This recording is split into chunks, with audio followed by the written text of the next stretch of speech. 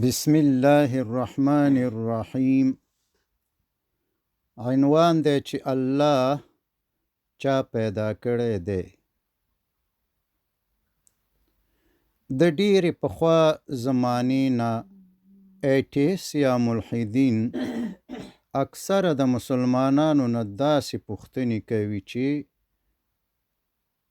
دا ځمکه، اسمانونه، انسانان، حیوانات، نباتات او کائنات چا پیدا کړي دي. نو کله چې جواب ورکول شي چې دا هر څه الله پیدا کړي دي، نو سمدستي به خپل شیطاني سوال را مخکې کی. هغه دا چې وایي چې نو الله چا پیدا کړی دی. د دې پوښتنې په جواب کې باید ووایو چې اول دا سوال بالکل غلط دی، ځکه دا سوال فقط هغه شي ته راجع کیږي چې پیدا شوی وي، او هر شی چې پیدا شوی وي هغه مخلوق یا کریشن وي، مګر الله خو خالق دی، کریټر دی.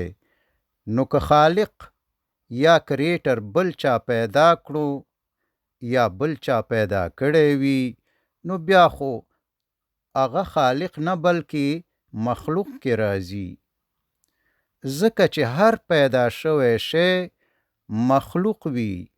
فلهذا دا سوال بالکل الله ته نه راجع کیږي، ځکه چې الله چا نه دی پیدا کړی، خالق او کریټر نه لري.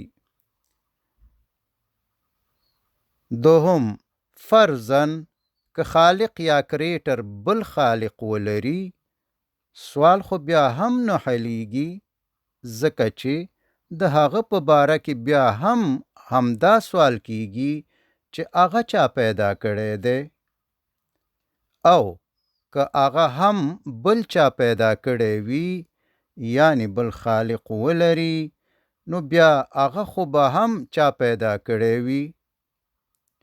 دا خو یو لای تناهی او انفینټ سوال او جواب شو چې هیڅ آخر او اند نه لري.